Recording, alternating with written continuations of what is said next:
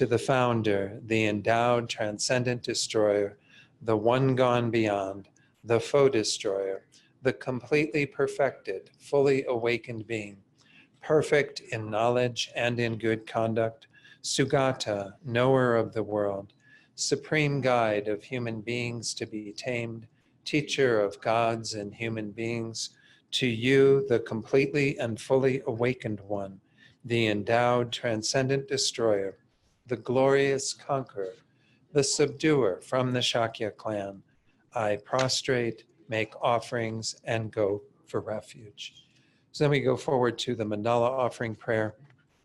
Again, for us in the Gompa here, it's either on 97 or 98, depending on which version of the prayer book.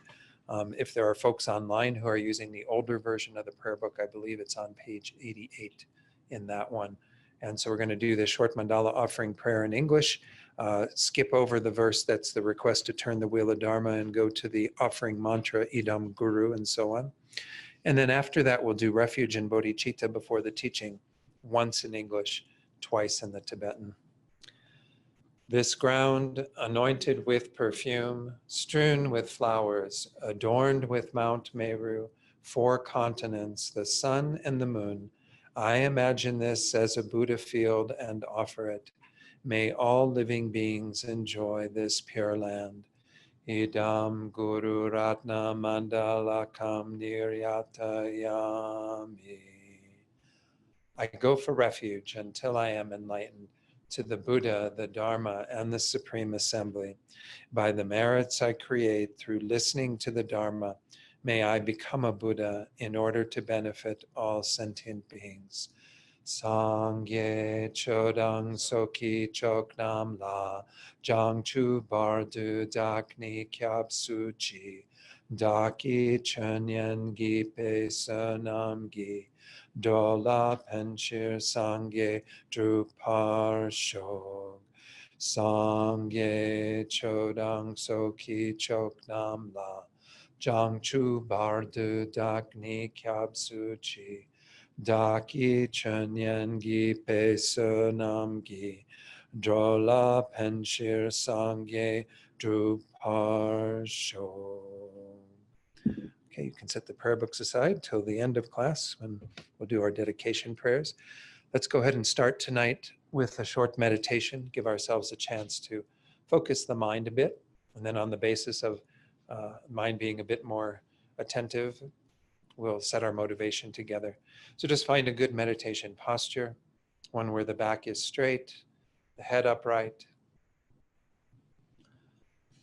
and then release into this posture as best as you can, trying to let go particularly of tension in the neck and shoulder area. If there are any other places in the body where there's some tightness or tension, just try to bring your awareness there and soften into those areas. And breathing naturally, begin to attend to the breath. And if you have a technique that you already use with the breath, then by all means, you're welcome to use that for the next few minutes.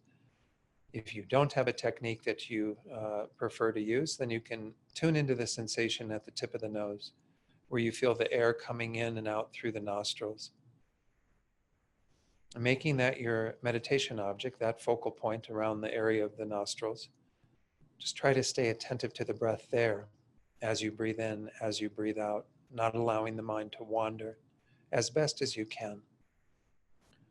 When we see that the mind has wandered, whatever meditation we're working with, then we want to be vigilant at that time to notice that, and then of course to let that go, whatever it was that was distracting us, and return to the breath, reestablishing our attention once more.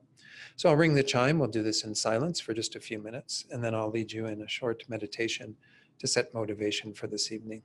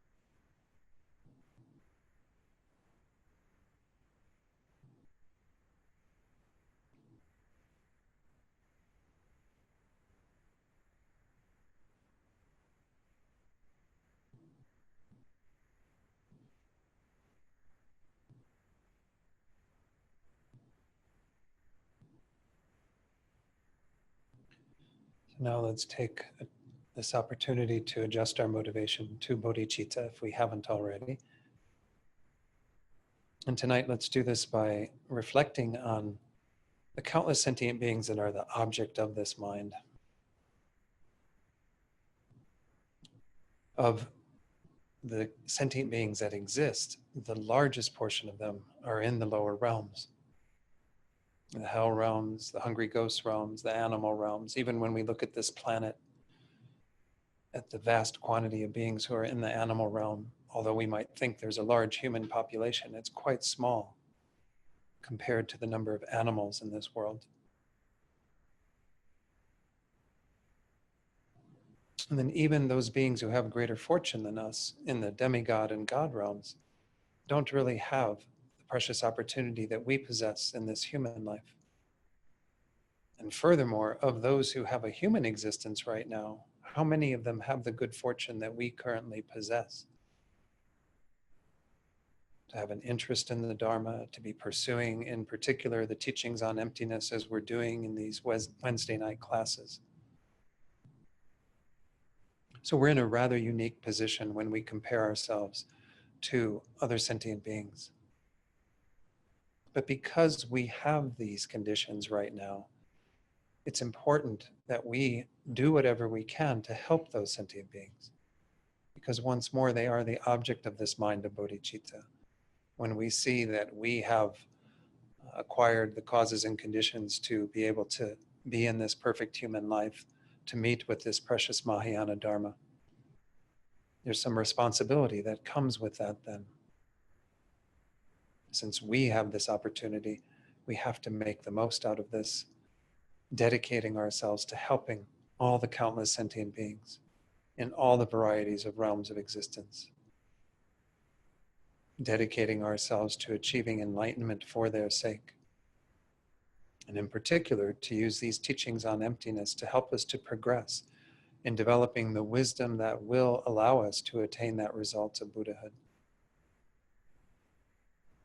So holding this awareness of these vast quantities of beings who are the object of this mind, our desire to become enlightened for their sake, generate that motivation now. So everything we do tonight becomes a cause for that eventual result, our own enlightenment, and subsequently, the enlightenment of all of these beings.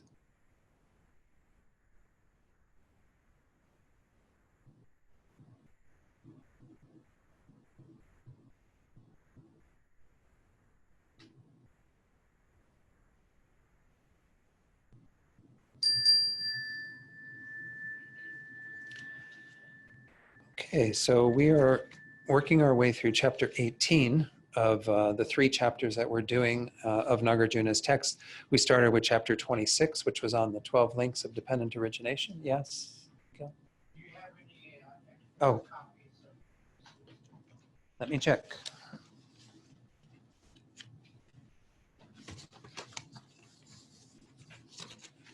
Actually, I don't, but we can run some off.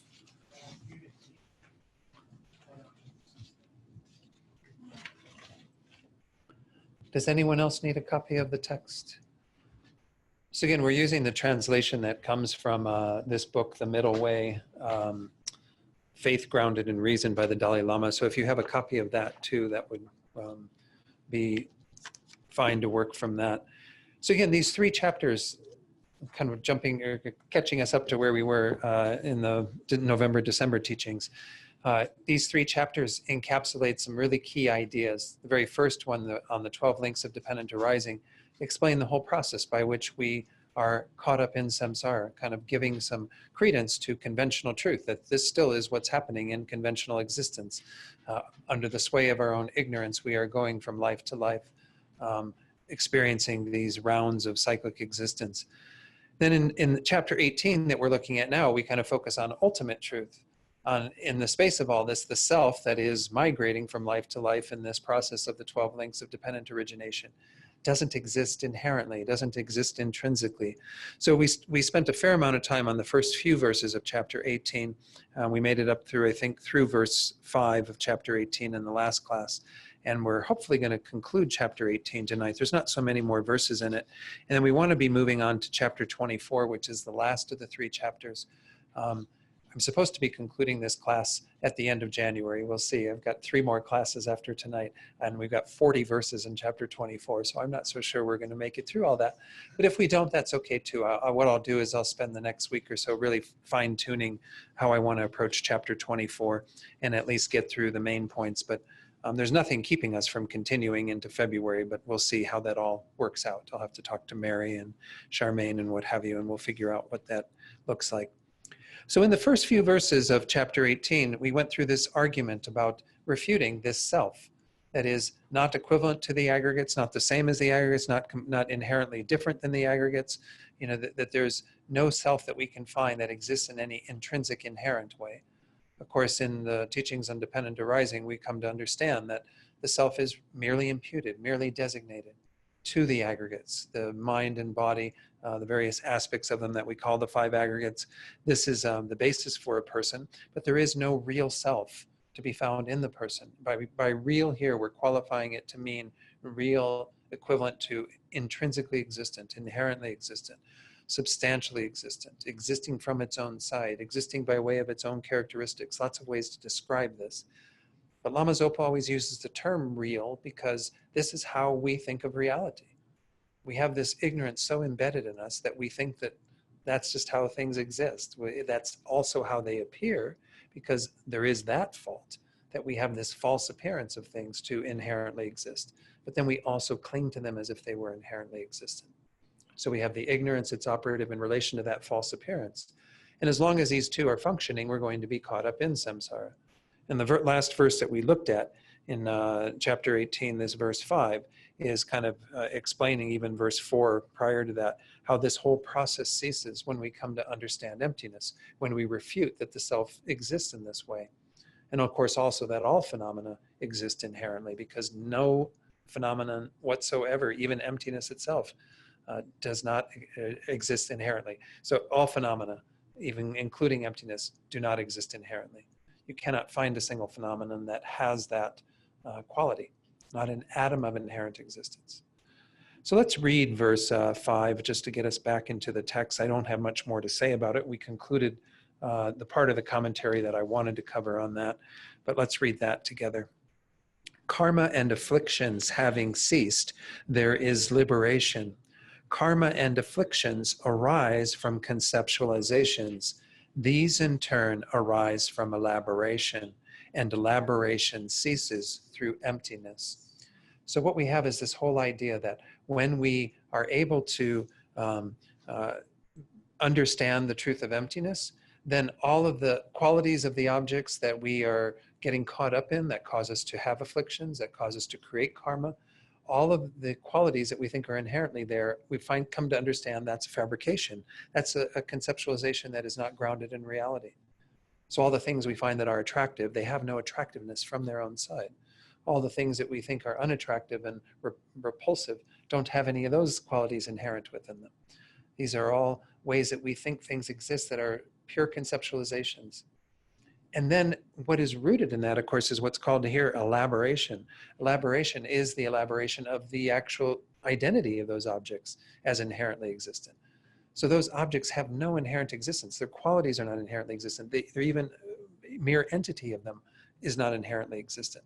When we come to understand that all of this is elaboration, all this is fabrication, superimposition by the mind of ignorance, when we see the truth of emptiness, then everything ceases either through emptiness, or as we talked about in the Sanskrit, there is the understanding of in-emptiness, that within emptiness, none of this can be upheld because the objects of those conceptualizations are fictitious. An inherently existent deliciousness does not exist in that ice cream. The ice cream itself does not exist inherently. Nothing exists inherently. The I does not exist inherently, and so on. So all of the objects of that ignorance cannot be upheld within coming to understand the reality of emptiness. Within emptiness, all of this elaboration ceases. So anyway, that was what we ended with last time. As I mentioned just a few minutes ago, there was a little bit more of commentary from Ocean of Reasoning, but It's a very complicated little bit that goes into a number of things, and I'm just going to skip over it as I've been skipping over occasional sections. So we're on page 379 then of the Ocean of Reasoning. I left off at the top of 378, but again, I'll skip over to the next outline. Were there any questions up to this point before I kind of plow straight ahead? Okay, so now we're moving into another section that is dispelling the charge that this contradicts sutra.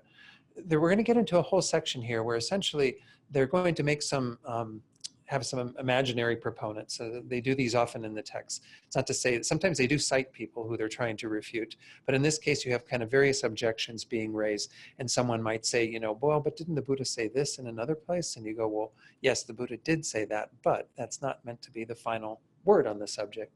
The Buddha, again, I've mentioned this previously, I think I've mentioned it in this class even, the Buddha taught for some 45 years, and he taught in a variety of settings with different people present, different disciples and followers, and he was always teaching in accord with the minds of those beings.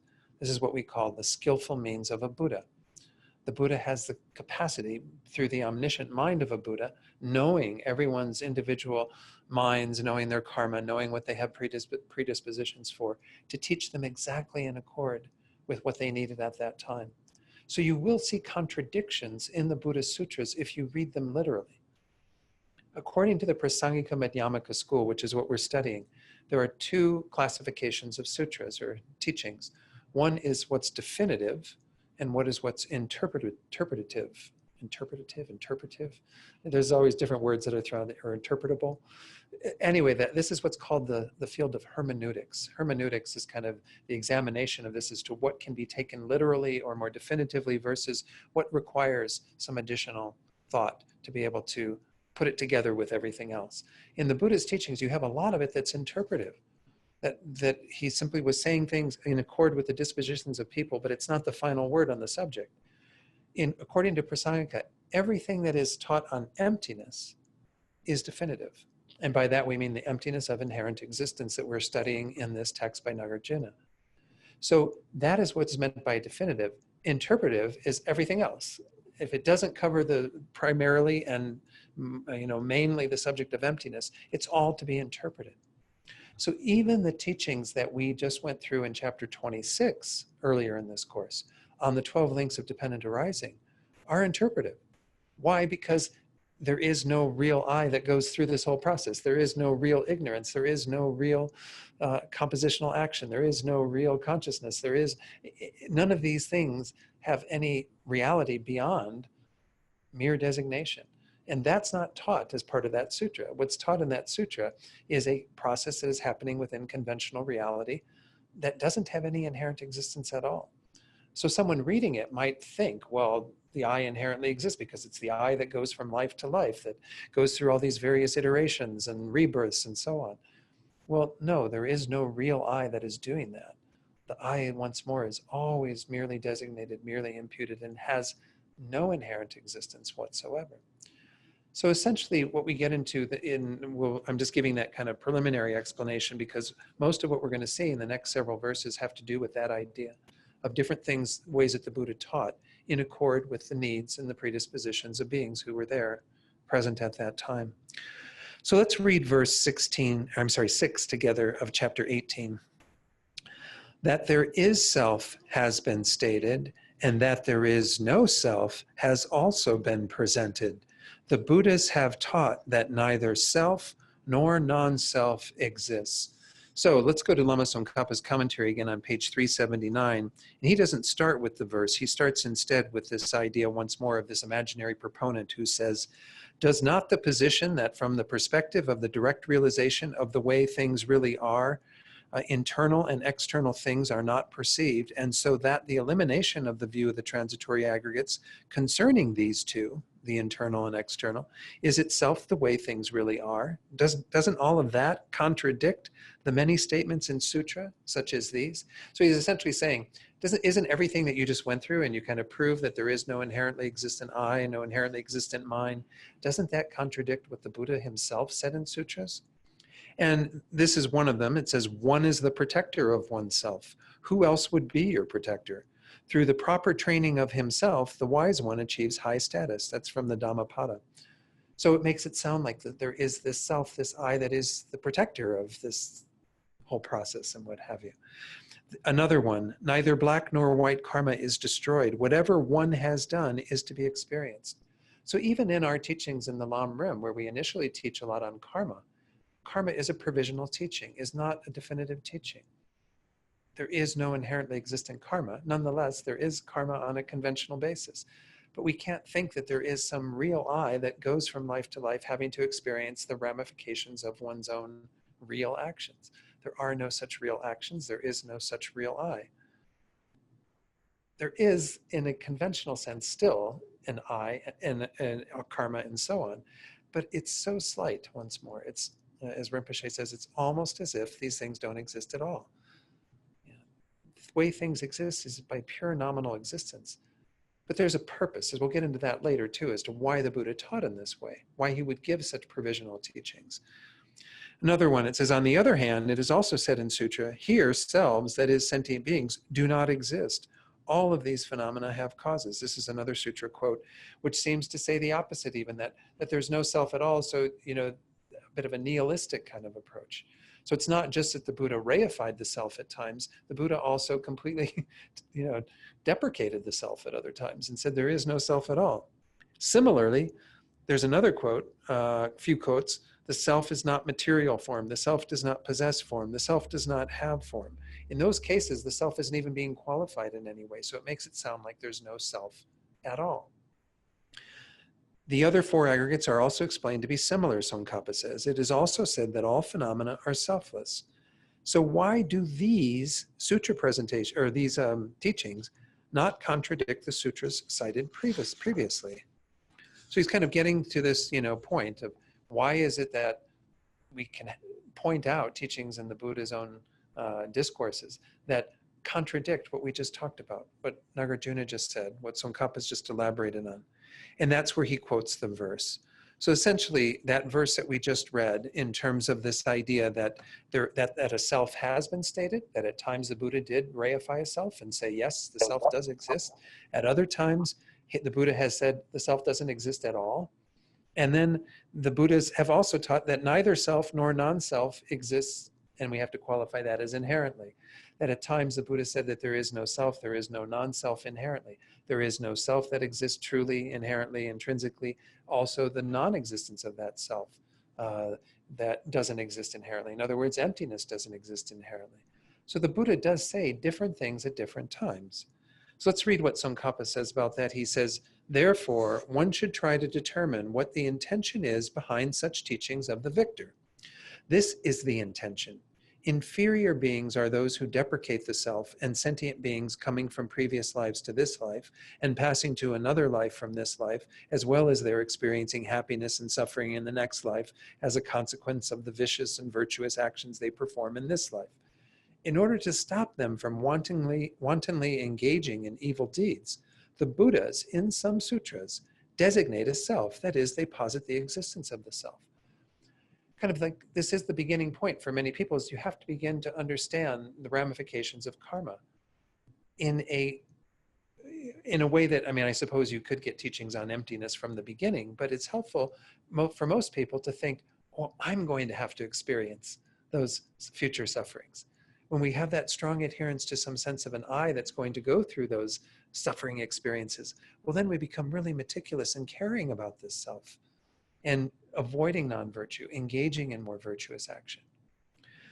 So this is like kind of, again, those inferior beings that are going to need that level of conviction in a self to adhere to the principle of karma, to be really meticulous in attending to their actions.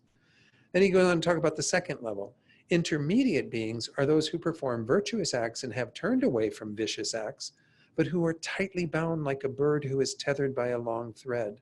Although they can go a fair distance, they cannot transcend the three realms to the city of nirvana. In order to loosen their view of the transitory aggregates and in order to cultivate their aspiration to nirvana, they are also addressed in some sutras and are taught that there is no self. So in other words, again, you have to get some people to go now then to that extreme of deprecating the self, of denying the self. and especially, of course, denying the intrinsic existence of the self, but nonetheless to kind of create a wisdom energy that offsets what is keeping them bound up in samsara. They've already gone through the process of being really attentive to their actions at the inferior level. At the intermediate level, they have to be taught to let go of this adherence to a self so that they can be free once and for all from samsara. Supreme beings, the third level, are those who, due to their prior familiarization, have ripened the seed of the aspiration to the profound Dharma, and who are capable of fathoming the profound meaning of the teachings. They are addressed and are taught that neither any self nor any selflessness is inherently existent. So this is those beings who have prepared their minds accordingly and who are ready for what's called here the profound Dharma, the teachings on emptiness as they're taught in the Middle Way School, in the Prasangika Madhyamaka. So this is kind of, again, just giving that schema that the Buddha teaches people according to their dispositions. And not everybody coming right in the door to the Buddha's teachings is ready for the profound Dharma, is ready to encapsulate that perfect view to say that there is no inherently existent self and there also is no inherently existent selflessness, that we can refute the inherently existent self, but even that refutation, that emptiness, doesn't exist inherently. Again, it does take a lot of training of our minds to get to that point. So the whole point of this was to show that the Buddha very skillfully is guiding people through this progressive path. So then there's a quote from the Kashyapa Paripracha Sutra, which says, "O Kashyapa, to say that there is a self is one extreme. To say that there is no self is a second extreme. The middle way between these two extremes is the formless, the indemonstrable, the groundless, the non-apparent, the non-cognizable, the foundationless. O Kashyapa, this is the middle path, the perfect discriminative analysis of all phenomena." Once more, this is why it's called the Madhyamika, middle way, is because the middle way goes between those two extremes. It doesn't allow you to continue to reify the self and phenomena as inherently existent, but doesn't allow you to go to the extreme of saying they're utterly non-existent. There's no self at all, no samsara at all, no emptiness at all. All of these can be withheld in this middle view that is the perfect mediary between those two extremes. There's also a quote from Ratnavali. Ratnavali is another of Nagarjuna's texts, the precious Garland. Says here, "Thus, neither self nor selflessness is seen in reality." In other words, if we do ultimate analysis on the self, as we've been doing, or even ultimate analysis on selflessness, on emptiness, you don't ultimately find them to exist inherently. You only find their emptiness, the emptiness of emptiness, the emptiness of the self, and so on. The views of self and selflessness are therefore rejected by the great sage. So the Buddha himself, in the final teaching, the final word, says neither self nor selflessness exist inherently. You cannot find anything to exist inherently. That's, pure fabrication, pure elaboration. Such things as seeing and hearing, this is continuing from Ratnavali, such things as seeing and hearing are said by the sage to be neither true nor false. Each position entails its opposite. Therefore, neither corresponds to reality. So again, having the view of a kind of an eternal view, an inherently existent view, versus the utter non-existent view, the extreme of annihilation, neither of those accords with reality. What accords with reality is the middle way, is what is between these two, which is saying things don't exist inherently. Nonetheless, they still do exist nominally, merely.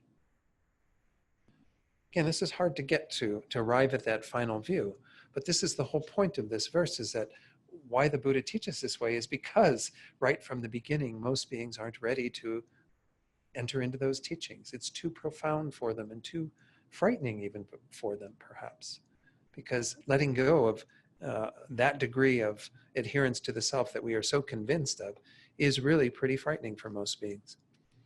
Now we're at the top of page 381 of Ocean of Reasoning. There's a little bit more for this chapter. I'm not going to go through all of this. I'm just going to go through the remaining part at the beginning of 381. Tsongkhapa says then, although conventionally self and selflessness or emptiness exist, ultimately they are non-existent. Therefore, they cannot be perceived in reality. It says that neither the position of selflessness nor its counterposition, that there is a self, corresponds to reality. This same order is presented by Chatu Sataka, which is the 400 stanzas by Arya Deva. He says, first, vice is to be rejected. In the middle, the self is to be rejected. In the end, all views are to be rejected. Whoever understands this is wise. So again, this is a way we are guided. Initially, we can, reject vice, reject negative actions. And for some of that, it is helpful to support a view of a self. People come in the room and you say, you're going to be suffering in the future if you continue to engage in these actions. And so you get them to believe in this strong, inherently existent self, kind of, that's going to go through this process. But then you come to negate that, and potentially, again, even negate things. I don't know, we don't really teach this per se, but to get to that extreme of saying nothing exists, but then to dial it back to the middle way and to say, no, there's a middle way between these where things don't exist inherently, but they do exist nonetheless by mere imputation, by mere designation. At this point, there's one little line here. It says, the verse is starting just as the grammarians from Ratnavali also makes the same point.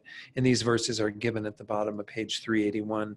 But again, this is the whole idea that the Buddha skillfully guides sentient beings on this path to get them to eventually to this profound view of emptiness. So I'm skipping over the rest of what's taught by an ocean of reasoning simply because it gets a bit more complicated there, because it even goes into those different degrees of self that are negated, and we touched on that previously, so I don't know that I need to review that again. But know that, again, the Buddha was always, because of having an omniscient mind that's motivated by compassion for all beings, the Buddha is always saying exactly what will be the medicine that is needed at this time. When you go to a doctor, you don't get the same medicine that they handed every other person who came there that day, right? Everyone gets medicine in accord with what is going on in their bodies. It's the same with our minds. The Buddha would dole out the medicine of the Dharma in accord with the minds of whoever was there. It's very hard for people who are not enlightened to do that, right? We can just give teachings as in accord with what we think will be useful. But we don't know for sure. If you're a Buddha and you know the mind of every being and you know their karma and you know what led them to that point and you know what's going on with them, well, then you can prescribe it exactly in accord with what they need. That's, of course, why we aspire to attain that state, so we can help others to that degree. So this was, again, the first part of this section that had to do with the dispelling the charge at this contradiction sutra. This is the principal rebuttal of any contradiction with sutra. Next, we go into the reason that the way things really are is ineffable, is undeniable. The reason why we can establish emptiness without any doubts. So this is verse 7. Let's go ahead and read verse 7 together. It starts at the beginning. Well, let me actually go ahead and read what Tsongkhapa says. Tsongkhapa says, suppose someone were to ask, again, he's got another imaginary opponent who comes forward and says, well, the Buddhas have taught that neither self nor selflessness exists essentially, but then what did they teach to be existent? What really does exist then if these things don't exist inherently or essentially? So let's read verse 7. What language expresses is undone because the object of mind is undone. Unborn and unceased, like nirvana, this is the suchness of things. So he's essentially putting forward what the Buddha is really teaching, which is the idea of, again, emptiness existing. And in the space of that, we can still say, again, that things do exist conventionally, but this is the reality of what the Buddha is teaching, is that everything is of one taste in emptiness. So let me read what Tsongkhapa says. I'm only going to read the first paragraph of this because I think, again, it's the most relevant part. If what language expresses existed ultimately, in other words, if what we put out with our language, our conceptualization, if that did exist ultimately, if we could find it in this ultimate analysis, that would have been taught. But what language expresses is repudiated, or in our translation, is undone. That is to say, it does not exist. So once more, this is the process by which we come to be free of that ignorance, because that ignorance is adhering to something as if it did exist. When we come to understand that it doesn't exist, that then it sort of undoes, it unravels any of the fabrication that we're engaged in. We see that there's no longer any ground for that to be supported, because what we have believed in, just like the example I used previously, right, of the child with the belief that there's a monster in the room or a snake in the room, I'm not sure which one I used, but if you prove to that child that there is no monster in the room, you come to reinforce this idea that what they have adhered to, what they've given language to, what they've given thought processes to, doesn't exist at all, then they come to understand that that is a false conception, that there's no credence that they give to it any longer. So Tsongkhapa continues, he says, therefore, the Buddhas have not taught that it does, that what we say through our language, what we say through our conceptualizations, believe in and so on, that actually does exist, even the slightest bit. The reason for this is that ultimately, the objectification of the domain of thought is repudiated. What we are objectifying in the domain of our thought, that is our ignorance, conceiving of things as inherently existent, that is all repudiated. All the false objects that we have adhered to. Again, this is the whole process, because our ignorance is arising on the basis of false conceptions, believing in things that do not exist. An inherently existent self, an inherently existent other, an inherently existent, cake, an inherently existent car, inherently existent everything. We have reified all of the objects that exist in samsara, and when we come to understand that that doesn't exist at all, again, this undoes the whole process. The Buddha never taught that the Buddha in this final word certainly never taught that we can find ultimately such things to exist. And the reason for this is that the nature of things, Tsongkhapa says, that ultimately all phenomena are unarisen and unceased. We called it unborn and unceased in the third line of verse 7, is just like nirvana, meaning in the end it's pacified of any of that false conceptual overlay. Nirvana, of course, is a state where one has completely removed all of those false conceptualizations.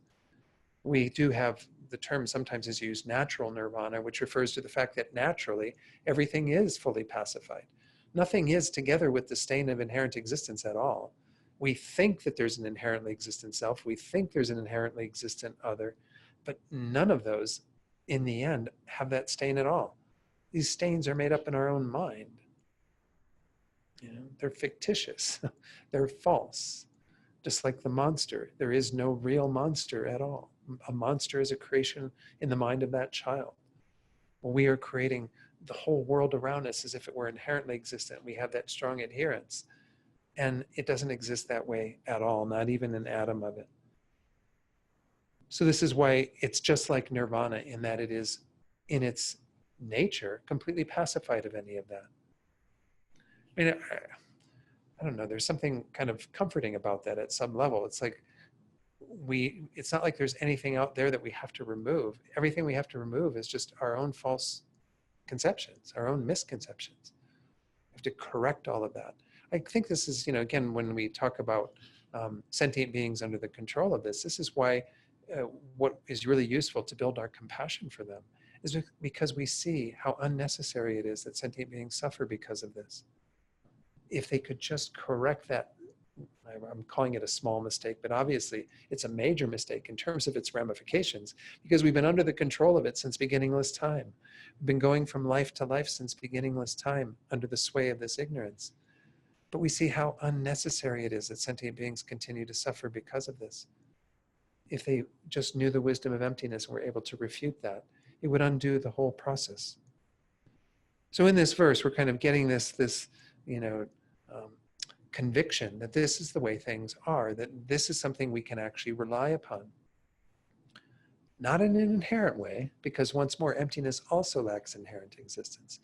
But it is the key to understanding how things exist, and that in the end, everything is free of any stains of inherent existence whatsoever. That's why our false conceptions can be removed, because there is no truth to it at all. Just like for the child that believes there's a monster in the room, there's no truth to that. If we can demonstrate without any doubt that there is no monster in the room, then the child's imagination that conjured this all up will cease to do so, because there's no basis for it. There never has been a basis for it. Any questions on things so far?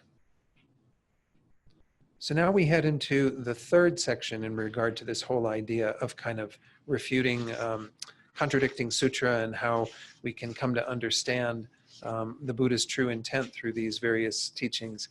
Because again, I'm skipping the rest of what's in Ocean of Reasoning for verse 7. So here, introducing verse 8, this is the third section, which says the process leading to the realization of how things really exist. So I'm sorry, this is actually a new section.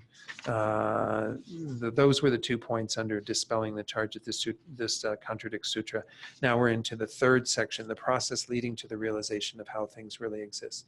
So how do we kind of engage in emptiness? And this is where we get into some tricky verses. But anyway, trickier than before. I think, I don't know. The ones we've done tonight already have a little bit of trickiness to them, I suppose.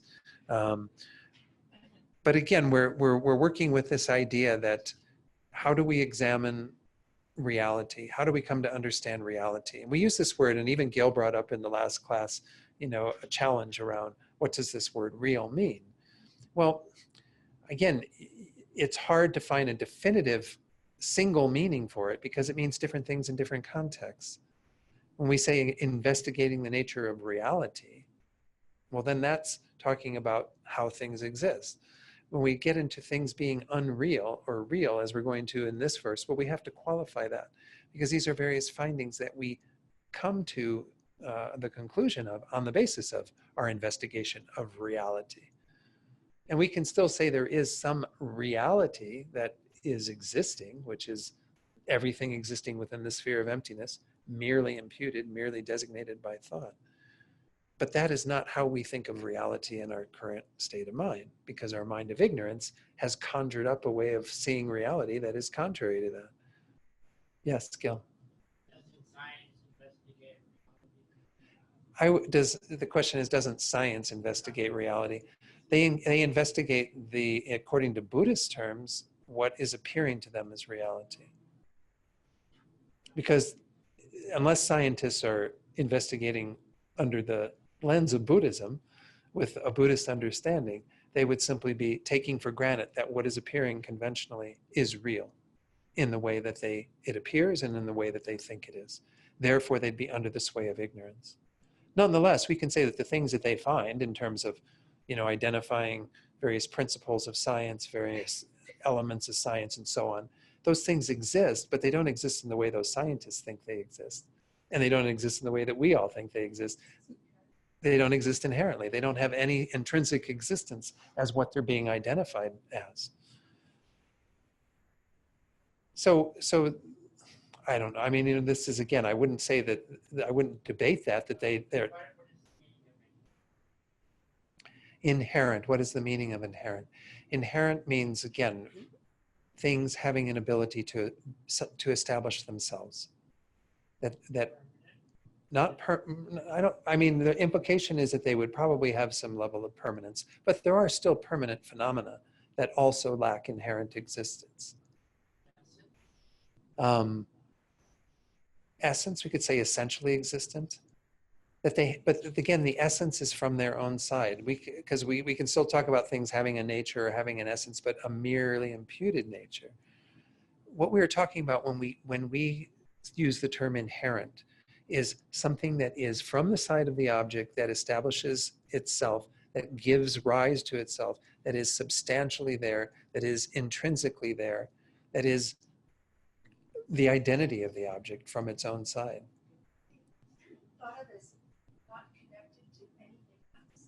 Well, absolutely. That was where we could even use the word independent, that an independent existence would be the same as inherent existence. And that's actually a very useful way that Anna's saying, could it be thought of as not connected to anything else?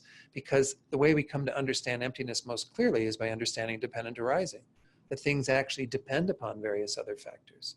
Even emptiness depends upon other factors. It depends upon its parts, and it also depends upon mere imputation. There is no emptiness existing from its own side either. Emptiness is a mere designation, a mere imputation on the lack of inherent existence in phenomena. So again, it's another way to talk about it. I think, again, because this is so caught up in how we see reality, that somebody used the example of it's like a fish trying to explain to a fish what water is, when that's what they live in. They don't really have any, it's so embedded in their existence that it's hard to kind of see it as something. I don't know if that's quite the right analogy, but the idea is that we are caught up in this ignorance that is adhering to things as inherently existent most of the time. There's very few times in our day where we aren't doing that, and we're not doing that because we're aware of emptiness. We're generally not doing that simply because that ignorance isn't operative. We're saying things at a very kind of cursory way, not being qualified in that. Most of what we do, say, think, and so on is done with this ignorance being operative, clinging to the strong sense of self, clinging to things as if they exist intrinsically in that way. So that is what we mean by investigating. When we talk about investigating the nature of reality, we're coming to see, do things have existence in the way that they appear? Because that's the other tricky part of it. Everything appears this way, right? Books, people, ourselves, any object that appears to my conceptual mind as well as my five senses seems to exist from its own side, seems to be established on its own, independent of my mind. Yeah, Bob. Yeah, maybe the way to talk about it is, we always talk about things as having objective reality, meaning that I have this book here. If I go into another room, this book is still here. So it acts like it's just existing completely all by itself. On its own, yeah. And the inherent existence is sort of like an extreme of that. It says that,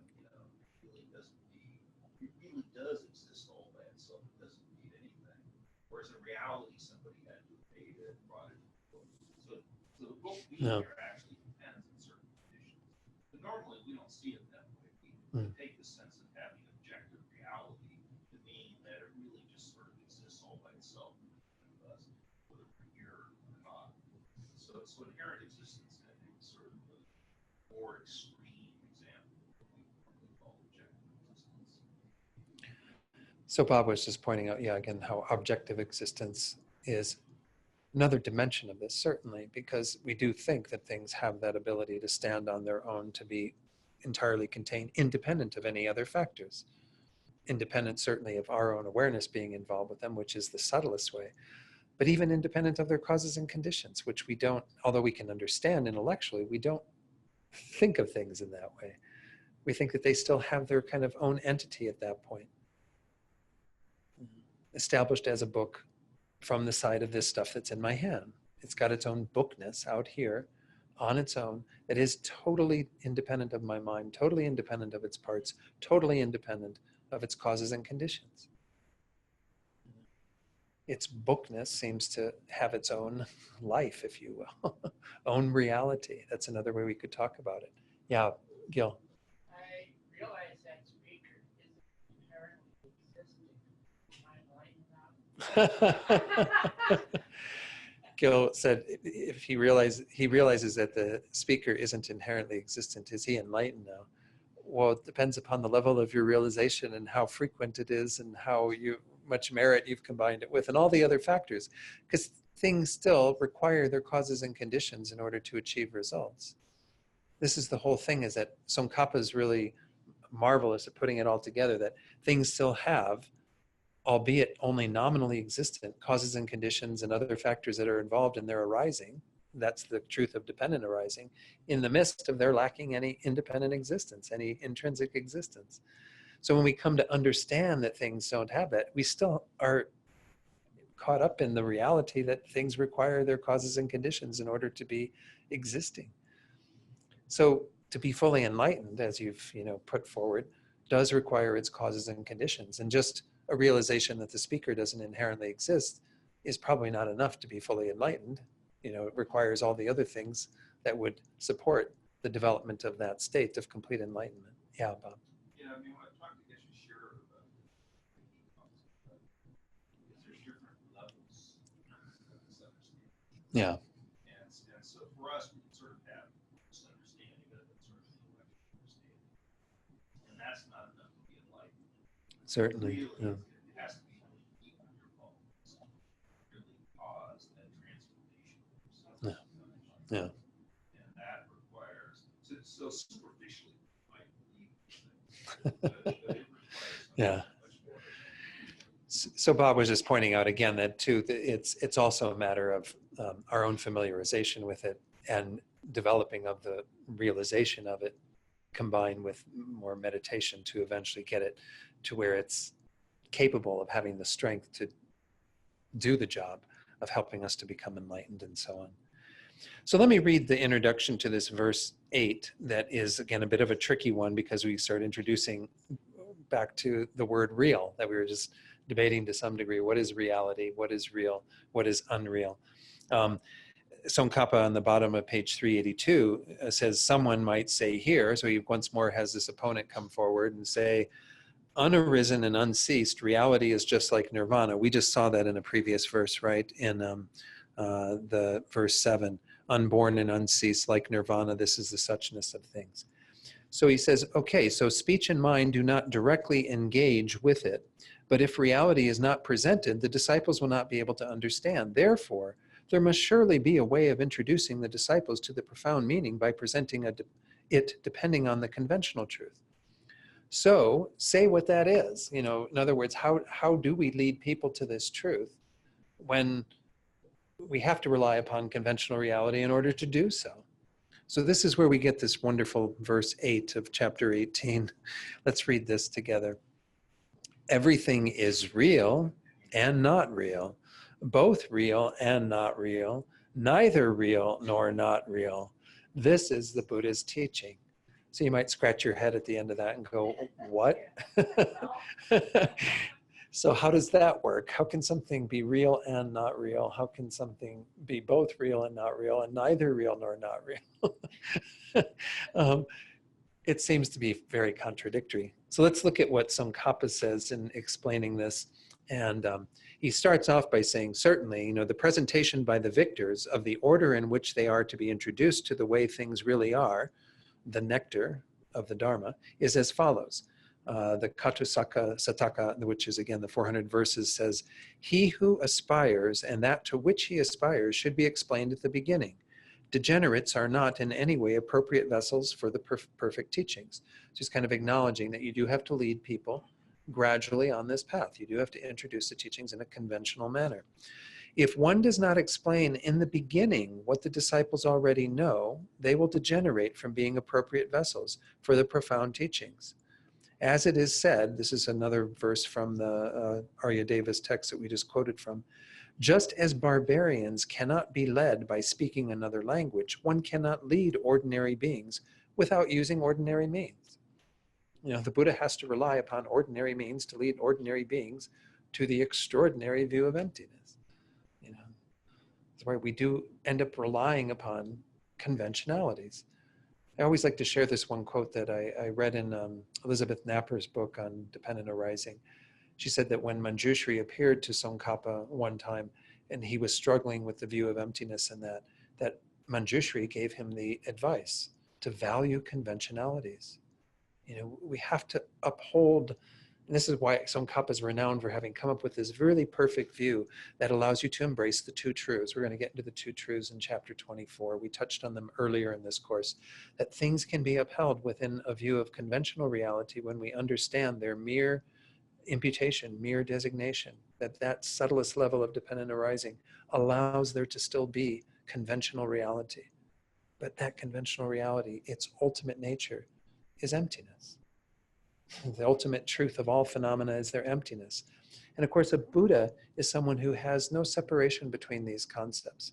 And even we ourselves are trying to see the compatibility of these two. That things being merely designated, merely imputed, dependent upon those factors, and their emptiness of any independent existence are totally complementary. This is how everything has always existed. No problem, no error. So this is, again, what Tsongkhapa is starting off by saying is that we do have to rely upon the conventional in order to lead people on this path.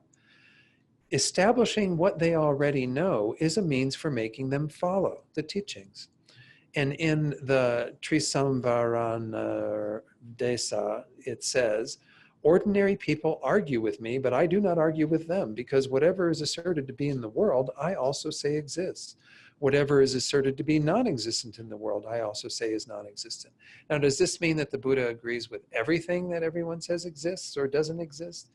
No, but in those things that can be upheld through conventional wisdom, conventional knowledge, the Buddha has complete reverence for, complete respect for. We can still say there are people, there are sentient beings, there is samsara, there is cyclic existence, all this all this terminology that he used, those things can be upheld. Even suffering, exactly. Suffering, all of this. If without all of this, the Buddha's path makes no sense in some ways, because you still have to propound that those things exist, albeit once more, only through mere designation, only through mere imputation. But it's kind of interesting, our whole path, what he was just explaining earlier in terms of understanding, it does follow a similar thing. We get introduced to the conventional at first without really understanding the ultimate nature of things. And we still might have a lot of clinging to the self in the midst of that, because when you do start studying karma and so on, you do get really wrapped up in, well, I don't want to experience that existence in the hell realm. I don't want to. Really strong clinging to this sense of I that we think is some inherent person that's going to go through this future existence in a hell realm or whatever the case might be. Then we come to understand emptiness, but emptiness does sometimes lead people into a bit more of a nihilistic view. But then we come back to understand the very subtle way that conventional things exist in the end. Conventional truth is merely designated, merely imputed, which is sufficient for existence. Nominal existence is all there ever has been. And that's what's interesting too, is it's not like once more that we're making up anything new. This is the way things always have been. We just have misconceived it the entire time. We miss the mark in all of our thoughts and behavior and so on. So it is said in Sutra, Tsongkhapa says, that the Dharma is taught in agreement with what is known to ordinary people. So here's where we get to the very first part. The very first line was everything is real. That's the very first part of the first line. So here's where he explains that. So at the very beginning, in order to cultivate the disciples' confidence in his omniscience and in his knowledge all about how the world came into being, the Buddha explained to the disciples who aspire to listen that which is known to them, the categories of the natures of entities as understood in their views, everything in the external or internal world, namely the aggregates, the elements, the faculties, and so on, that those who are clouded by the mists of ignorance imagine to be truly existent, all of those things that the Buddha taught, that which is known to them, he teaches to them that they are real, that they're true. Why? Because it's important for us to attend to conventional reality. Because otherwise we keep falling from a good existence to a bad existence and get stuck there and don't get a good existence again for eons. So we have to be attentive to that. And so the Buddha initially teaches, well, these things are real. Karma is real. The effects of our actions are real. And we adhere to them in that way because they're in accord with how we already think of things. Now, for the next part of that line, where the Buddha taught things are not real, everything is not real. For those disciples who have cultivated confidence in the Buddha's omniscience through this teaching, later on, he has taught that what is real is unalterable. And since compounded phenomena cease at every moment, they alter at every moment, and therefore that they are not real. So he does give some way of people budging off of that strong adherence to reality by introducing, in this context, it talks about the teachings on impermanence. But there's another presentation, this I'll read later from Garfield's earlier work, where he talks about it in terms of inherent existence. But the idea is that you begin to shake up what people are adhering to. First, get them to be really convinced of the nature of karma and so on. So they are dedicated to the path.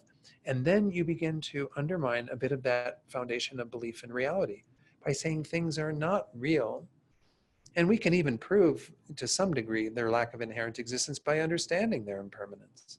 But he really does focus here in Tsongkhapa's commentary on their impermanence. He says, having explained that things are subtly impermanent, given that they are unreliable, he says that they are not real. That is, that they are false, but not that they are not true in virtue of not existing through their own characteristics. So he doesn't, according to what Tsongkhapa says, he hasn't gone yet that degree of emptiness. He's at least introduced the idea of subtle impermanence. Subtle impermanence is that all things that are produced are changing all the time.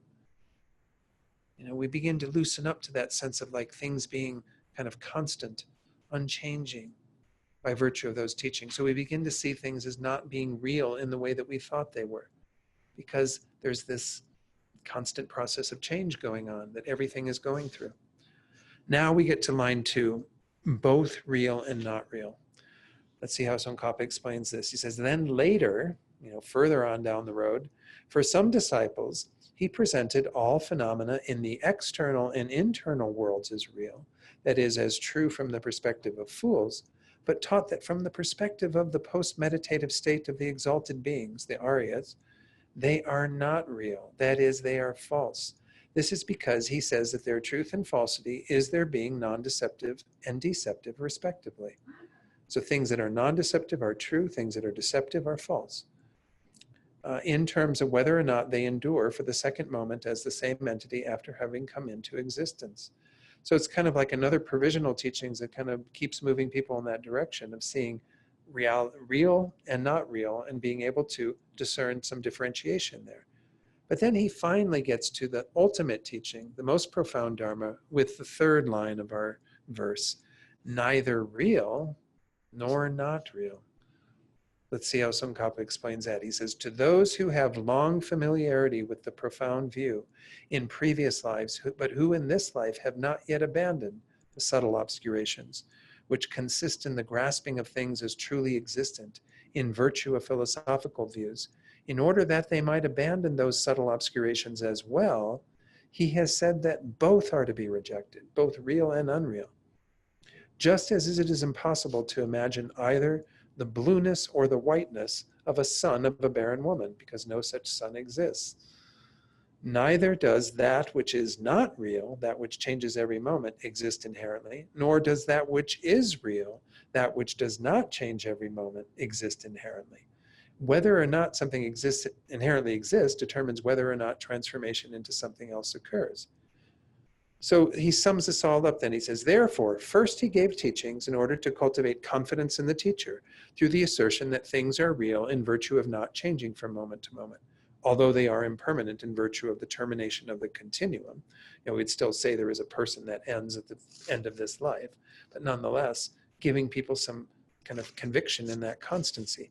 Second, he gave teachings in order to eliminate the subtle grasping of permanence, through the assertion that since things change from moment to moment, they are not real. Third, he taught that there are two perspectives in virtue of which things are real or unreal, insofar as they do not change or change from moment to moment, respectively. Finally, fourth, he taught that both that which is permanent and that which is impermanent is void of inherent existence. So again, this is one interpretation of this. Let me read what Garfield says in this earlier version. This book, The Fundamental Wisdom of the Middle Way, a translation, and J. Garfield's commentary. He says it very simply in this. He says, this is the positive tetralemma, verse 8, regarding existence. Everything is conventionally real. So this is more like a Prasangika Madhyamaka view for this verse. Everything is ultimately unreal. That is, not unreal in just any sense, but unreal when seen from the ultimate standpoint, from the analysis of inherent existence. So that's the first line. Everything has both characteristics, that is, everything is both conventionally real and ultimately unreal, which is true. And nothing is ultimately real or completely non-existent. That is, everything is neither real in one sense nor not real in another sense. Because once more, those things cannot be upheld within inherent existence. So he kind of applies the whole three lines to, Prasangika Madhyamaka, which might make more sense. I don't know, I had a bit of a tough time going through Tsongkhapa's because I don't have many other sources to pull from. And His Holiness didn't really spend much time going into verse 8. So that's an easier way perhaps to look at verse 8, is to say that in the end, this is what the Buddha taught, but it doesn't really get at this idea of leading beings kind of sequentially through a process of letting go of the hard view of reality that they have to eventually understand the very subtle way that things lack inherent existence and yet still exist in a very nominal way. So this last line, this is the Buddha's teachings, I mean, is just really that reflection of everything that the Buddha taught that kind of gives an idea of how things can be presented in different ways at different times on the pathway of certain beings. But certainly the final view that J. Garfield was doing in this is where we arrive at, is that we do come to that conclusion, that things do have some level of reality, albeit only nominal existence. They also have some level of lacking reality in that they don't have any inherent existence. And those both can be upheld because all phenomena have that. Every phenomenon that exists has its conventional nature that is bound up with its ultimate nature. That's why when we recite the Heart Sutra, we say form is empty, emptiness is form. Emptiness and form cannot be, you can isolate them mentally, one looking at the lack of inherent existence, the other looking at its mere nominal existence. But you can't have one existing without the other. They're inexplicably bound up with each other. No, that's not the right word, inexplicably. Maybe it is. Inextricably, thank you. I knew it. There was some letters I was missing. Inextricably, thank you, Stephen. I'm talking too much tonight. Probably some of my words are starting to fall away. So let's just go through the last bit of this, and then we'll see where we're at, if there are some questions. But the remaining verses, I think, are not really quite so difficult. This one is a little bit of a challenge because of all these real, unreal, what have you. So Tsongkhapa then says, this order of presentation diverts people from deviant paths and then leads them to noble paths. Thus, since they are presented by the teacher gradually, as it is appropriate for the minds of the disciples, they are called teachings, which kind of indicates an ordered teaching. The victors do not teach that which is not a means to enjoy the nectar, the way things really are. Just as one prescribes medicine appropriate to the disease, he teaches in a way suitable for each addressee. So another quote from Aryadeva, he says, existence, non-existence, and both, as well as neither, have been taught. Cannot anything be a medicine prescribed depending on the disease? So the Buddha would teach, again, and this is where Tsongkhapa's presentation makes its own sense in terms of gradually leading people on this path from holding to reality in a much more concrete way, all the way up to the subtlest view of emptiness. And then Buddha Palita, kind of explains in a similar way. I don't know that I need to go through all of this on the top of page 385. Maybe I'll just let that go. So any questions on verse 8 and what we're talking about? So we have to kind of, again, work with this idea of using this word real in different contexts to mean different things. I found it very Yes. helpful when you read from the Garfield, yeah. I wrote it in everything is conventionally real and not ultimately. Right. I find that extremely helpful. Yeah. Yeah. Yeah. But even in that statement, then we still have to qualify that real by saying when we say conventionally real, we mean merely imputed. And that's, Right. and yet when we say ultimately not real, we mean ultimately not inherently existent. Right. And that's the tricky thing is because we have conventional existence and inherent existence in the mind of our ignorance, we have those things so bound up with each other. They're inextricably bound up too. Our ignorance is adhering to things as if they have any existence at all, they have to be inherently existent. And when that's the default mode of our ignorance, that's why we get into trouble, is because we have such a hard time peeling back this layer of inherent existence and leaving anything that gives us still some basis for things existing. And that's what we mean simply, again, by mere imputation, mere designation. There's nothing more than that. That's why, again, Lama Zopa, I quoted him earlier, he says it's almost as if things don't exist. Yeah. We have to get to that very fine edge of the middle way view that allows us to still uphold some level of existence within the sphere of utterly no inherent existence. But for us, those two are caught up so much. Everything that appears to us, everything that we are adhering to, that existence is caught up in its inherent existence. So to kind of peel away that layer of fiction takes a lot of meticulous analysis. That's why we have all these amazing teachings to work with. Because the Buddha in his wisdom saw that if we don't work with our conceptual minds to overcome this, we're never going to get to the non-conceptual realization of emptiness. So let's go on then to verse 9, so we can see if perhaps we can finish up this chapter. I'm not so sure, so confident that we will, but there's not really that much left. Let's read verse 9 together. Not knowable from another, tranquil, not fabricated by mental elaboration, devoid of conceptualization, and not differentiated. That is the character of suchness. So this is a fourth section now to this this part that we're in this chapter, the characteristics of things as they really are. And in this verse, Nagarjuna is giving us 5 characteristics of the ultimate nature of things, their emptiness. So let's look at the little introduction that Tsongkhapa has. First, this first verse is related to the characteristics of things as they really are, according to the Aryas, according to someone who has that wisdom realizing emptiness. These are 5 ways that they could be described. Of course, they're pure conceptualizations.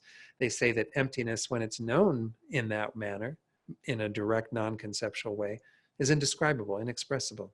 It's not something that we can actually, because it's a direct realization. It's not a conceptual thought that we have.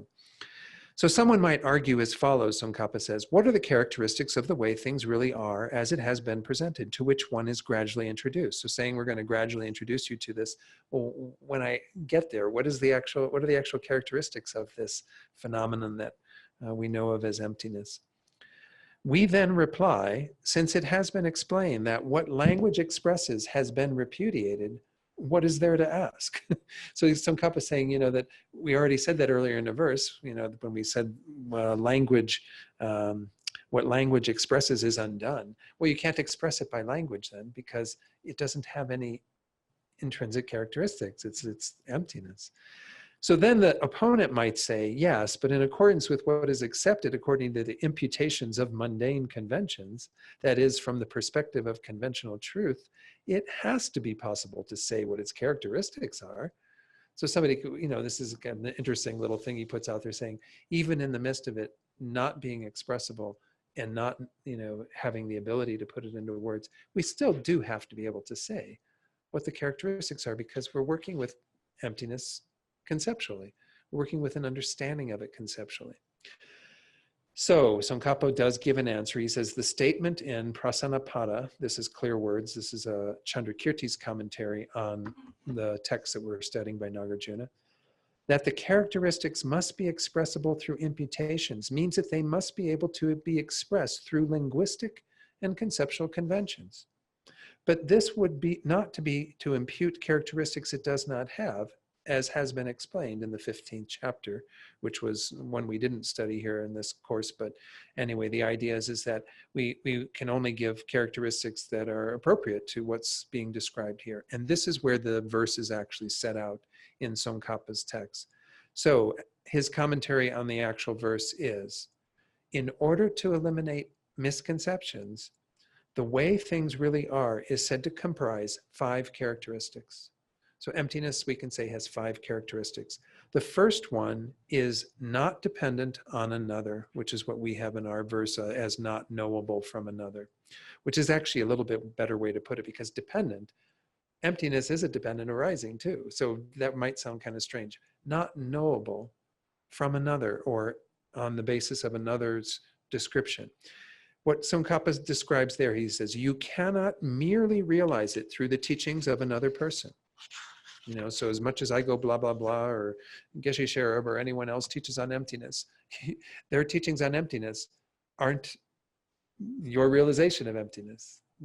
It's not knowable from another's wisdom, from another's projection of the understanding of it. it must be realized on one's own through uncontaminated insight. For example, when someone with cataracts sees falling hairs, someone without cataracts might say that the apparent hairs are not real. From the vantage point of someone who says, you know, I don't have any falling hairs, they use this, I don't have cataracts, so I don't know what the symptoms are, but someone actually in the master's program who was an eye doctor said this is actually a different eye ailment that would be like falling hairs, but they do have these floaters and things that do occur in the eye. Somebody can be seeing all those things and thinking that they're real, and then to the person whose vision is perfect, they can say, no, there are no such things, right? So he's saying here, nonetheless, although the person with cataracts cannot know the absence of falling hairs in the same way as the person without cataracts who does not see the falling hairs, he can at least understand through that person's explanation that as there are no falling hairs, the appearance is erroneous, right? You know, or even might have people who have other ailments. When you have jaundice, it said that you see everything as yellow. It kind of gives a yellowish tint to everything. Well, because you had the experience of not having jaundice, you know that it's erroneous. You know that it's something that is appearing that is not in accord with reality. But nonetheless, the idea here is of someone else who would have the clear view, being able to say, you know, that this is not true. This appearance is wrong. Mm-hmm. Yes, in this case, well, obscurations, more like the appearance of inherent existence, which is the false appearance that is technically the knowledge obscurations, the things that cause everything to appear inherently existent. And of course, then we have the afflictive obscurations, which is the ignorance adhering to all of that. Yeah. Absolutely. I mean, to say that we are convinced of the inherent existence of things, but we can understand that they don't exist that way through the wisdom realizing emptiness being expressed through teachers and so on.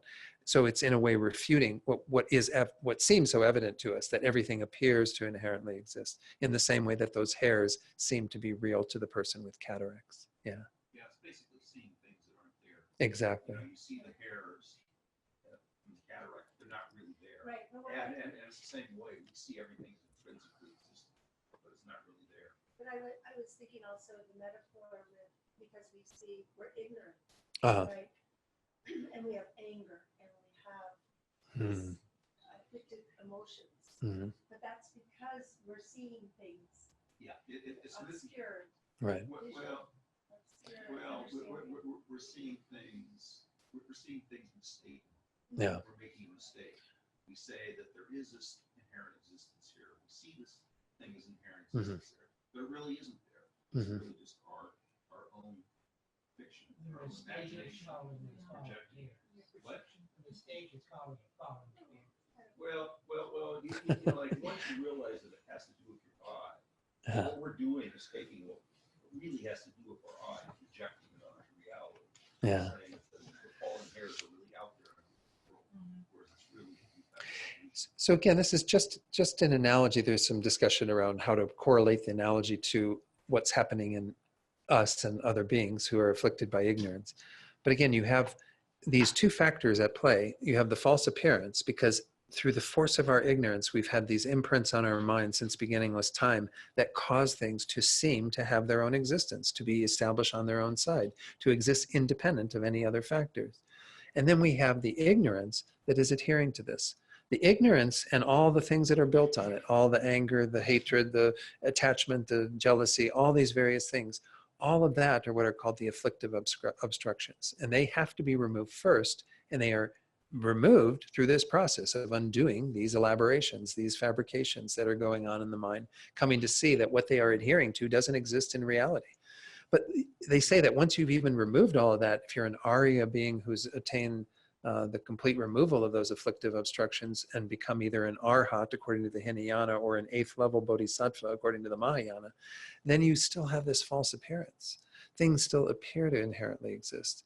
So in this case, you would still need to go further on the path to remove those imprints in the mind to be able to have them completely disappear. You would no longer have any false appearances whatsoever, and you would attain Buddhahood the state where you know all phenomena because you know that there's no real separation. You're not dealing with duality at all at that point. You've got a non-dualistic mind. So I don't know if that analogy quite applies to here, but here we're mostly talking about alerting people to the fact that the way that they are thinking things are real and the appearance of those is real is fiction.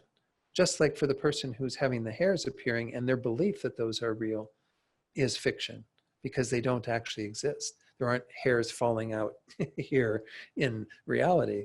They're simply things in their eyes that are obscuring them to that. Yeah. Does that make some sense? Saying that we think the hairs are outside of us? We would say for the person who is dealing with the cataracts, that they have an appearance of those and they believe that they're real. I mean, There's a phenomenon happening, something going on. but again, the idea is that they don't understand that they are a false appearance. They think that they are real in terms of hairs falling outside of themselves. I'd say definitely they're seeing them as something external. Again, this is again, I'm not saying the analogy is perfect because with the science that people have and an understanding of what goes on with cataracts, they would probably get it that it's something that, you know, is simply appearing because those floating things are happening in the eyeball due to the cataracts and so on. But this is, again, not a perfect analogy, but it's trying to get across the point that someone with this ailment could actually think that there are real hairs that are falling, when in reality there are not, because those are only conditions caused by having the cataracts in the eyes. Yeah, maybe another condition would be easier. I mean, there are some people mm-hmm. that have eye conditions where they see everything is yellow. Right. And Right. to them, it looks Right. like the world is really yellow. Right. And if they talk to somebody, they say, clearly it's yellow out there. Right. Whereas they don't realize that the defect is really in their eye. Mm-hmm. But they project it onto the real world instead of the real world. Yeah. Yeah, I mentioned it earlier in terms of like jaundice, you know, and so if you would have a condition of jaundice, then you would have a yellow appearance to everything. It is a maybe slightly different example, but still, because you don't have somebody who's born with jaundice probably and like begins to see the world with a yellow tint from the very beginning, it's a little different. The analogy isn't perfect because we've had ignorance since beginningless time, and the Buddha is trying to alert us to the fact that the way things have been appearing isn't true in reality, and the way we've been adhering to it is a false adherence because there's nothing that is real in that way. So yeah, Bob. Well, I actually have red green colored lens. Uh-huh. So that is Yeah. remote. Yeah. So I've never seen the world with two colors. Right, right. And so you've come to understand the colors that are there by virtue of the way others have talked about them, Yeah. and not through direct experience of Now, them. when I was in Yeah. kindergarten, she was always mad at me. Colored. Or maybe right. Or right, yeah. In your perspective. So Bob was pointing out color blindness is another example, but again, there's not probably a perfect example that works in all ways, but the idea is that, again, you have to have someone who contradicts your view of reality before you can begin to question it. To say, you know, take a look, things aren't really existing in the way that you think they are. Then you will begin to question it. I mean, maybe they've even done this to some degree with what they found through quantum physics and things like that, and understanding, you know, that the nature of all the stuff that appears so solid is actually very, very different, you know, when we get down to a deeper analysis of what's going on in anything that appears to be solid material. You know, when I hear these sorts of things, like all the matter in the universe could be condensed down to the size of, you know, what, I don't know what it is. Do you know what it is, Bob? I mean, some... You know, in an ordinary atom, you've got this really hard nucleus. Right. And then this vast emptiness around it, which the electrons the whirl protons around. and yeah. Yeah. So there's a lot more space there than there is actual physical matter, but yet everything appears to be quite, so in a sense, we could say that we're all under the sway of an ignorance that thinks that things have that great solidity and that there's this, you know, that compactness, but in reality, there's a lot of space there, as they found out through their wisdom and discerning that. So anyway, so this is the idea behind this, is that you have, again, an introduction to the reality of things by someone who isn't contaminated in the same way that you are, isn't dealing with the same delusion in the way you are.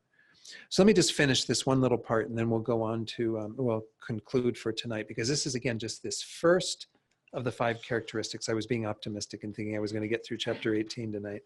Not dependent on another or not knowable from another.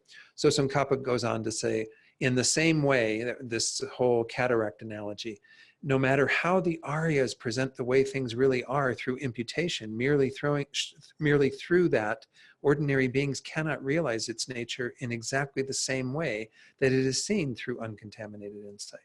So although those beings might have uncontaminated insight who are giving us this knowledge, we can't see that in the same way that they do. We still are going to be together with our own cataracts, with our own false view. However, when the medicine of the non-erroneous view of the reality of emptiness is applied to the mental eye, when the insight into the way things really are, no longer polluted by the cataracts of ignorance, is cultivated, one will realize the way things really are by oneself, in virtue of not seeing any fabricated appearance. That is, in fact, the way things really are. So, although the one to whom falling hairs appear do not realize the absence of falling hairs in virtue of eliminating their appearance, it is not the case that he or she has not understood the fact that the visual field is empty of falling hairs. Similarly, though ordinary people do not realize the way things really are in virtue of having eliminated dualistic appearance, it is not the case that they cannot understand the ultimate, that is, emptiness of inherent existence. So although we can have kind of, again, an understanding of it, we can't absolutely achieve the same state initially, but we can eventually. You know, things can be shown to us so that we eventually have that same wisdom. But this idea of it not knowable from another is that we cannot know the wisdom of that Arya being just by virtue of how they are describing everything to us and instructing us. But we can know it through our own efforts. Does it make some sense? Okay. All right, thank you for your patience in dealing with that and the other verses.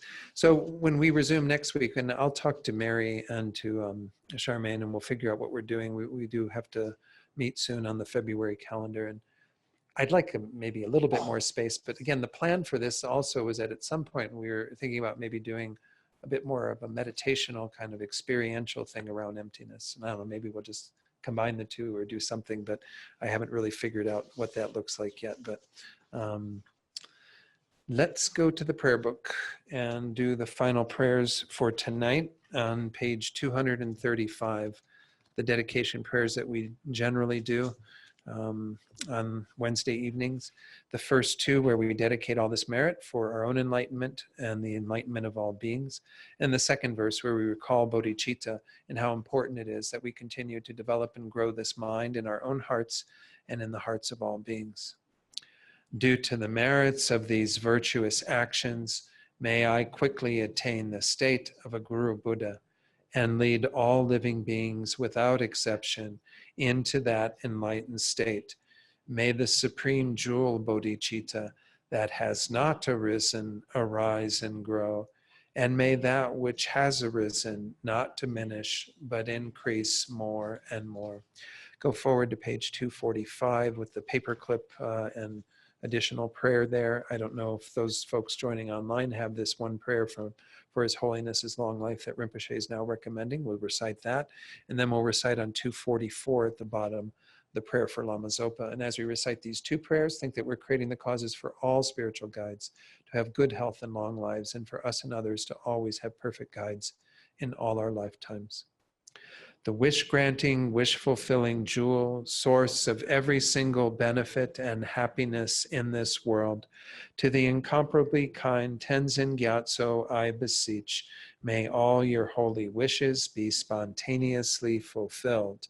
You who uphold the subduer's moral way, who serve as the bountiful bearer of all, sustaining, preserving, and spreading Manjunath's victorious doctrine, who masterfully accomplish magnificent prayers honoring the 3 jewels, Savior of myself and others, your disciples, please, please live long. Then lastly, just dedicate for any beings who you're holding in your heart right now, whether they are beings or parts of the world where there's great strife and obstacles, maybe even other beings who have illness, who are dying or who have died. Whoever it is that we're holding in our hearts, we send this positive energy out to them so that it becomes the cause for relieving their suffering immediately and helping them to have all the causes that will bring them perfect happiness and peace. May all beings find true peace through what we've done here tonight. Okay, thank you all very much.